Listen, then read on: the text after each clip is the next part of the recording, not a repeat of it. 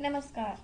मैं डॉक्टर मोनिका गुप्ता, प्रवक्ता शिक्षा शास्त्र, राष्ट्रीय शिशु प्रशिक्षण महिला महाविद्यालय आगरा, आज इस वीडियो के माध्यम से आपको फ्रॉवेल के शिक्षा में योगदान के बारे में बताऊंगी। सबसे पहले हम फ्रॉवेल का जीवन परिचय जान लेते हैं। फ्रॉवेल, इनका पूरा नाम फ्रेडरिक विल्हेम ऑगस्ट फ्रॉवेल था। इनका जन्म 21 अप्रैल सन 1782 ईस्वी को जर्मनी के थुरिनियन नामक वन के ओवरवीज गांव में हुआ था। इनके जो गुरु थे वो पेस्टोलॉजी थे। इनके पिता उसी गांव में पादरी थे और माता सामान्य गृहिणी थी। जब ये 9 माह के थे तब इनकी माता का स्वर्गवास हो गया था और इनके स्वर्गवास के बाद इनके पिता ने दूसरी शादी कर ली थी। इनके पिता इनके ऊपर कोई ध्यान नहीं देते थे और इनकी जो विमाता थी वो इनसे घृणा करती थी। इसलिए घर के वातावरण से ऊबकर ये अपने बचपन में जंगलों में इधर उधर घूमते रहते थे। घर का वातावरण धर्म प्रधान था, इसलिए इतनी उपेक्षा के बाद भी इनमें धार्मिक संस्कारों की सुदृढ़ नींव पड़ गई। क्योंकि ये जंगल में इधर उधर भटकते रहते थे, इसका परिणाम यह हुआ कि इनको प्रकृति से बहुत अधिक प्रेम हो गया और साथ ही साथ इनको एकाकी रहने के कारण इनके अंदर आत्मदर्शन की क्षमता भी विकसित हो गई थी। इनकी मामा ने इनकी दयनीय स्थिति देखकर इनको अपने साथ रख लिया और इनको विद्यालय भेजा, लेकिन विद्यालय में की पढ़ाई में इनका मन नहीं लगा और वहां पर ये असफल रहे। यह इनका प्रदर्शन असंतोषजनक रहा। जब ये 15 वर्ष के हो गए तो इनको वन संरक्षक के पद पर कार्य करने का मौका मिला, परंतु ये इसमें भी असफल रहे। 17 वर्ष की आयु में इन्होंने जैना विश्वविद्यालय में प्रवेश लिया, लेकिन निर्धनता के कारण ये अपनी शिक्षा पूर्ण नहीं कर पाए। सन 1802 ईस्वी में इनके पिता की मृत्यु के बाद ये कई जगह नौकरी के लिए भटके, लेकिन इन्होंने कई नौकरियां भी की, लेकिन ये सफल नहीं हो पाए। सन 1805 में इन्होंने पेस्टोलॉजी की शिक्षण पद्धति पर आधारित फ्रैंकफर्ट मॉडल स्कूल में आर्किटेक्चर की पढ़ाई की और इसी स्कूल में इन्होंने कला विषय के अध्यापक के रूप में अध्यापन कार्य भी किया। यहीं से पेस्टोलॉजी से प्रशिक्षण प्राप्त करने के लिए इनको वर्डन भेजा गया। सन 1808 ईस्वी में ये दोबारा पेस्टोलॉजी द्वारा स्थापित स्कूल वर्डन में अध्ययन अध्यापन करने के लिए गए। इस प्रकार ये पेस्टोलॉजी से बहुत अधिक प्रभावित थे और इनके जो शैक्षिक विचार है वो पेस्टोलॉजी की शिक्षण विधियों से बहुत अधिक प्रभावित हैं। और फिर धीरे धीरे इनका वैज्ञानिक सिद्धांतों में रुचि बढ़ने लगी और इस कारण फिर इन्होंने गणित तथा खनिज विज्ञान के विषय में उच्च शिक्षा प्राप्त करने के लिए गॉरिंजन विश्वविद्यालय तथा बर्लिन विश्वविद्यालय में प्रवेश भी लिया। सन 1817 ईस्वी में इन्होंने कील हाउ में यूनिवर्सल जर्मन एजुकेशनल स्कूल स्थापित किया। फ्रॉवेल ने एजुकेशन ऑफ मैन नामक पुस्तक भी लिखी। इनकी शिक्षा प्रणाली में आध्यात्मिक शिशु प्रेम तथा खेल द्वारा शिक्षा की भावनाएं दिखाई देती हैं। सन 1837 ईस्वी में अपने शिक्षा संबंधी अनुभवों को व्यवहारिक रूप देने के लिए इन्होंने एक शिक्षालय ब्लैकनबर्ग में स्थापित किया और इसका नाम इन्होंने किंडरगार्टन अर्थात बच्चों का बगीचा रखा। सन 1852 ईस्वी में इनकी मृत्यु हो गई और इनका जो अंतिम संदेश था वो था come let us live for our children.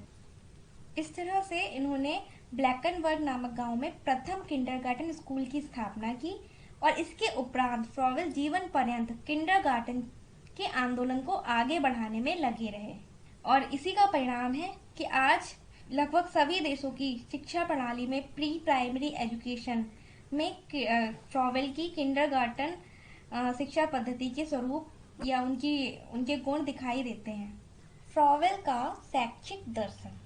शिक्षा के क्षेत्र में फ्रॉवेल कमेनियस, रूसो, पेस्टोलॉजी जैसे विचारकों से अधिक प्रभावित थे और इनमें जो सबसे ज्यादा प्रभावित पेस्टोलॉजी के विचारों से थे। पेस्टोलॉजी के द्वारा तो इन्होंने उनकी शिक्षण विधि में प्रशिक्षण भी प्राप्त किया था और इस अर्थ में ये पेस्टोलॉजी के शिष्य थे, परंतु इन्होंने अपने किसी भी पूर्व विचारक का अंधा अनुकरण नहीं किया। इन्होंने स्वयं सोचा, स्वयं प्रयोग किए और स्वयं निर्णय निकाले और इन्हीं निर्णयों को अपने जीवन में प्रयोग किया और ग्रंथों में प्रकाशित किया, और स्वयं के प्रयोगों के आधार पर और स्वयं के सिद्धांतों के आधार पर ही इन्होंने अपना शिक्षण पद्धति को दिया। फ्रॉवेल ने देखा कि बीज में संपूर्ण पौधा अथवा वृक्ष निहित होता है, उसमें पूर्ण पौधे अथवा वृक्ष के रूप में विकसित होने की पूरी क्षमता होती है, बस उसे आवश्यक मिट्टी, हवा, जल व सूर्य का प्रकाश उपलब्ध होना चाहिए। इन्होंने देखा कि यही बात संसार के सभी जीव जंतुओं में भी और मनुष्यों में भी लागू होती है। इनका विश्वास था कि जैसे बीज में एक संपूर्ण वृक्ष छिपा होता है, उसी प्रकार प्रत्येक बालक में एक पूर्ण व्यक्ति छिपा रहता है। इनकी दृष्टि में मनुष्य की इन आंतरिक शक्तियों को बाहर की ओर प्रकट करना अर्थात उनका विकास करना ही शिक्षा है। विद्यालय एक बाग है जिसमें बालक रूपी पौधा शिक्षक रूपी माली की देखरेख में अपने आंतरिक नियमों के अनुसार स्वाभाविक रूप से विकसित होता है। इस प्रकार इन्होंने विद्यालय को बाग की, बालक को पौधे की और शिक्षक को माली की संज्ञा दी है। और इन्होंने एजुकेशन की जो डेफिनेशन दी है वो है, education is the process by which a child makes it's internal external, अर्थात शिक्षा वह प्रक्रिया है जिसके द्वारा बालक अपनी आंतरिक शक्तियों को बाहर की ओर प्रकट करता है। शिक्षा के सिद्धांत। फ्रॉवेल के शिक्षा दर्शन में इन सिद्धांतों का प्रभाव दिखाई देता है। सबसे पहला, एकता का सिद्धांत। फ्रॉवेल के अनुसार ईश्वर एक है। जिस प्रकार पत्ते, फूल, फल, शाखाएं पेड़ के तने से जुड़ी होती हैं, उसी तरह हम सभी ईश्वर से जुड़े होते हैं। फ्रॉवेल का मानना था कि सभी प्राणियों की आत्मा एक ही परमात्मा का अंश है। इस तरह से हम सब लोग या सभी प्राणी एक हैं और ये एकता के सिद्धांत में बल देते हैं। दूसरा है आत्माभिव्यक्ति का सिद्धांत। फ्रॉवेल के अनुसार बच्चे को आत्माभिव्यक्ति का अवसर मिलना चाहिए। मानव किसी न किसी रूप में अपने को निरंतर अभिव्यक्त करना चाहता है। उसकी अभिव्यक्ति सामान्यतः आत्म प्रेरित एवं स्वचालित क्रिया के माध्यम से होती है। इसी का व्यवहारिक रूप आत्मक्रिया विधि है। विकास का सिद्धांत। फ्रॉवेल ने शिक्षा का उद्देश्य बच्चे का विकास माना है। उनके अनुसार बच्चों के विकास में वातावरण का बहुत प्रभाव पड़ता है। जिस प्रकार पौधा बीज के छोटे आकार से संपूर्ण वृक्ष को समाहित किए रहता है और उचित धरातल एवं जलवायु पाते ही भीतर से बाहर की ओर प्रस्फुटित होने लगता है, इसी तरह से मनुष्य भीतर से ही स्वसंचालन के माध्यम से उपयुक्त वातावरण पाकर विकास की ओर अग्रसर होता रहता है। फ्रॉवेल के अनुसार प्रत्येक व्यक्ति विकास की भिन्न भिन्न अवस्थाओं से गुजरता है। प्रत्येक भावी स्तर का विकास बहुत हद तक पिछले स्तर के विकास पर निर्भर करता है। स्वतः क्रिया का सिद्धांत। फ्रॉवेल के अनुसार बच्चे को अगर स्वप्रेरित सृजनात्मक क्रियाओं का अवसर मिले तो उनमें भावनाओं एवं क्षमताओं का विकास होता है। फ्रॉवेल मानव की जन्मजात उच्चता में विश्वास रखते हैं। वह मानव को शुद्ध और विकार रहित मानते हैं, अतः वह मानवीय शक्तियों के स्वाभाविक विकास में हस्तक्षेप का विरोधी है। शिक्षा के उद्देश्य। फ्रॉवेल ने शिक्षा के द्वारा इन लक्ष्यों की प्राप्ति का उद्देश्य निर्धारित किया। सबसे पहले एकता या सामंजस्य का बोध। सर्वेश्वरवादी होने के नाते फ्रॉवेल का यह मानना है कि ईश्वर सब में व्याप्त है। जीवन प्रकृति के सभी अंगों में व्याप्त एकता एवं सामंजस्य का बोध करवाना ही शिक्षा का उद्देश्य है। तीसरा है बालक को उसमें निहित दैवीय शक्ति का आभास कराना। फ्रॉवेल का मानना है कि प्रत्येक प्राणी में या प्रत्येक प्राणी ईश्वर का ही अंश है, अतः प्रत्येक प्राणी को उसमें निहित दैवीय शक्ति का आभास कराना भी शिक्षा का एक उद्देश्य होना चाहिए। अगला है स्वतंत्रता एवं आंतरिक संकल्प शक्ति का विकास। फ्रॉवेल सही शिक्षा एवं प्रशिक्षण हेतु बच्चे की स्वतंत्रता को आवश्यक मानते हैं। शिक्षा हेतु बच्चे का सहयोग प्राप्त करना आवश्यक है। साथ ही शिक्षा का एक महत्वपूर्ण उद्देश्य है बालक में आंतरिक संकल्प शक्ति का विकास करना। संकल्प चरित्र और व्यक्तित्व के गठन का आधार है, अतः शिक्षा का उद्देश्य संकल्प विकास है। अगला है सामाजिक भावना का विकास। फ्रॉवेल बच्चों में सामाजिकता का विकास शिक्षा का एक महत्वपूर्ण उद्देश्य मानते हैं। बच्चा परिवार, समाज, समुदाय एवं विद्यालय से सीख लेकर सामाजिक भावना का विकास करता है। फ्रॉवेल ने सामाजिक शिक्षा पर बल दिया, जो कि उसकी एकता के सिद्धांत के अनुरूप है। फ्रॉवेल ने अपने किंडरगार्टन में सामूहिक क्रियाओं पर विशेष बल दिया है। किंडरगार्टन के केंद्रीय कक्ष में फर्श पर एक वृत्त या गोला बना होता है। इस गोले में बैठकर बालक समूह का अंश बनकर शिक्षा प्राप्त करता है। इस वृत्त को फ्रॉवेल ने समूह भावनाओं का प्रतीक माना है। परिवार, समाज एवं विद्यालय से बच्चे को भाषा, सहयोग, प्रेम, सहानुभूति आदि सामाजिक गुण प्राप्त होते हैं। अगला उद्देश्य है चरित्र का निर्माण। फ्रॉवेल शिक्षा के द्वारा बच्चे की मौलिक अच्छाई को बनाए रखने के पक्ष में था, पर जहां विकार आ गया हो वहां उचित शिक्षा और प्रशिक्षण द्वारा चरित्र की मौलिक अच्छाई को पुनः प्राप्त करना भी शिक्षा का एक महत्वपूर्ण उद्देश्य है। और अगला महत्वपूर्ण उद्देश्य है व्यक्तित्व का पूर्ण विकास। फ्रॉवेल बालक की अंतर्निहित शक्तियों का पूर्ण विकास करके व्यक्तित्व का पूर्ण विकास करने को शिक्षा का महत्वपूर्ण उद्देश्य मानते हैं। इस तरह फ्रॉवेल ने शिक्षा के अत्यंत व्यापक उद्देश्य निर्धारित किए हैं। शिक्षा की पाठ्यचर्या। यूरोप के शिक्षा जगत में पेस्टोलॉजी पहले व्यक्ति थे जिन्होंने शिक्षा को मनोविज्ञान पर आधारित किया, और फ्रॉवेल जो कि पेस्टोलॉजी के शिष्य थे, उन्होंने अपने गुरु के विचार को आगे बढ़ाया। ये मनुष्य के विकास के क्रम को समझते थे और यह मानते थे कि विभिन्न आयु वर्ग के बच्चों का विकास भिन्न भिन्न रूप में होता है। इन्होंने शिक्षा की पाठ्यचर्या के निर्माण के संबंध में विभिन्न सिद्धांतों का प्रतिपादन किया, जो कि इस प्रकार हैं। पहला है पाठ्यचर्या के पाठ्य विषय एवं क्रियाएं बच्चों की शारीरिक एवं मानसिक क्षमता के आधार पर निश्चित किए जाने चाहिए। दूसरा, पाठ्यचर्या के समस्त विषय एवं क्रियाओं में आपसी संबंध होना चाहिए, एकता होनी चाहिए। तीसरा, पाठ्यचर्या ऐसी हो जिसे क्रियाओं द्वारा पूर्ण किया जा सके। चौथा, पाठ्यचर्या मनुष्य के विकास के सिद्धांत पर आधारित होनी चाहिए, अर्थात विकास के क्रम को ध्यान में रखते हुए बनाया जाना चाहिए। पांचवा, पाठ्यचर्या में प्रकृति तथा धार्मिक विचारों को महत्वपूर्ण स्थान मिलना चाहिए।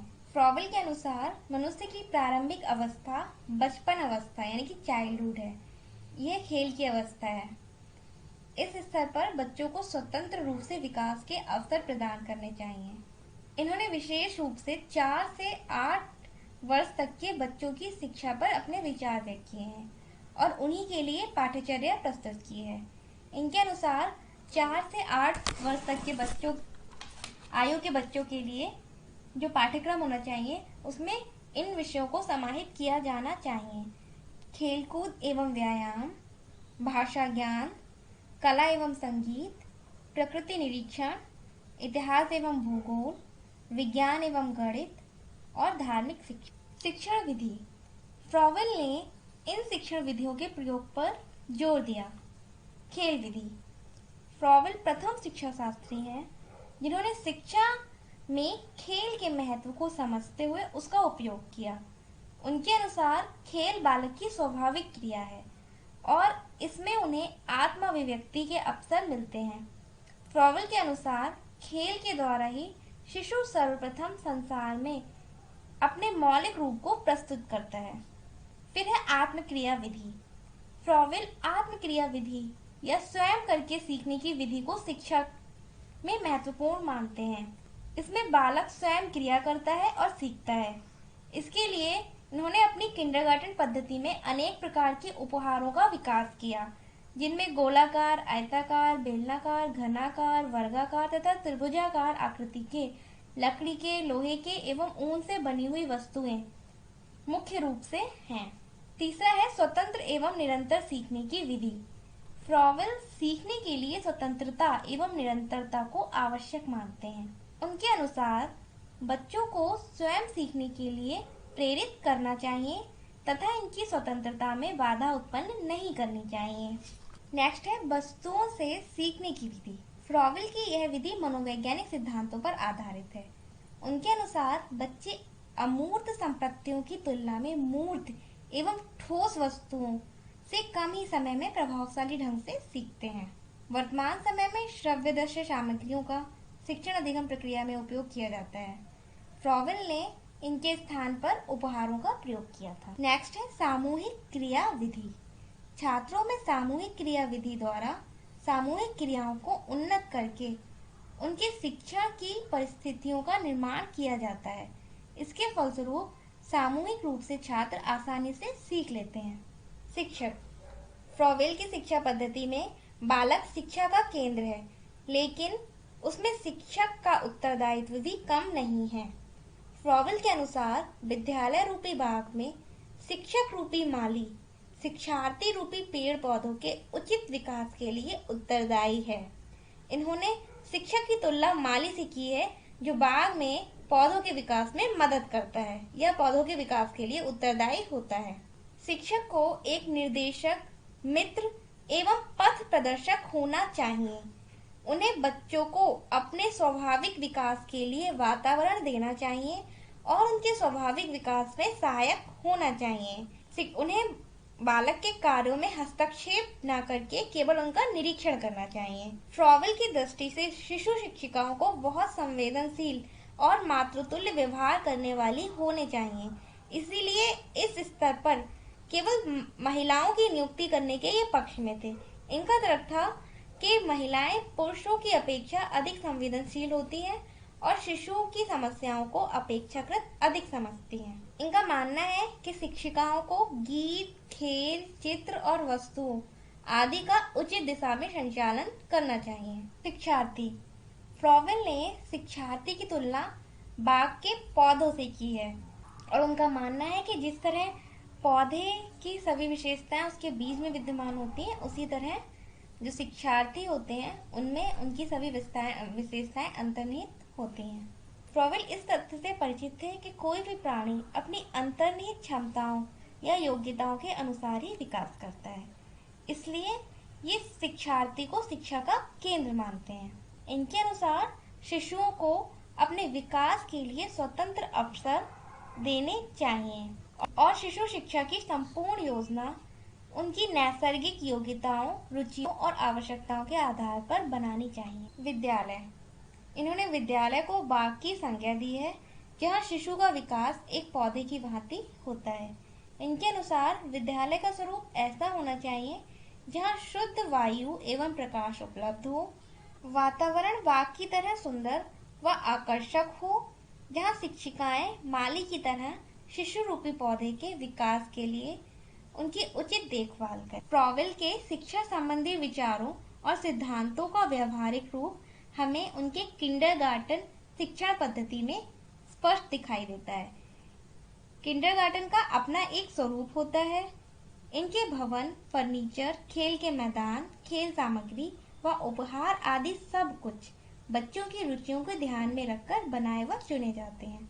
इनमें केवल महिला शिक्षिकाएं ही नियुक्त की जाती हैं, क्योंकि वे बच्चों की आवश्यकताओं को आसानी से पहचान सकती हैं और उनके साथ मातृतुल्य व्यवहार कर सकती हैं। कुल मिलाकर किंडरगार्टन बच्चों की प्रकृति के अनुकूल होते हैं, उनके लिए आकर्षक का केंद्र है। बच्चे वहां स्वेच्छा से जाते हैं, दौड़कर जाते हैं, और यदि ऐसा नहीं है तो समझिए कि आप अपने स्कूल को किंडरगार्टन का रूप नहीं दे पाए हैं। किंडरगार्टन शिक्षा पद्धति के बारे में और अधिक विस्तार से हम आपको दूसरी वीडियो में बताएंगे। धन्यवाद।